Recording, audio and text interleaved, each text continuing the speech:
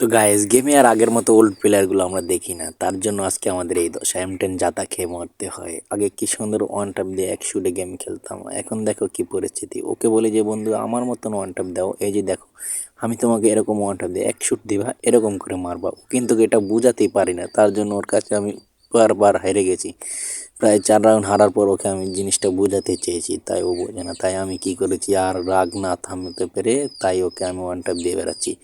দেখো এখানে অনেক ঘুর ঘুর করছি ঢেঁচা টিকল দিয়ে, তাও ওয়ান শট দিয়ে মারার চেষ্টা করতেছি, কিন্তু মরে না, ওয়ান শট লাগে না।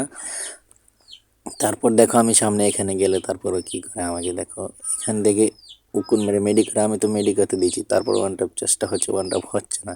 কিন্তু ও কি করে আসে যত মারে। এখন দেখো এখানে আমি আসতে দাঁড়াবো, ওয়ান ট্যাপ দেওয়ার চেষ্টা করি দুই গুলি দিয়ে, তারপর এখানে দেখো দুই গুলি কি করেছে, জাতা দিয়ে বেড়াচ্ছে।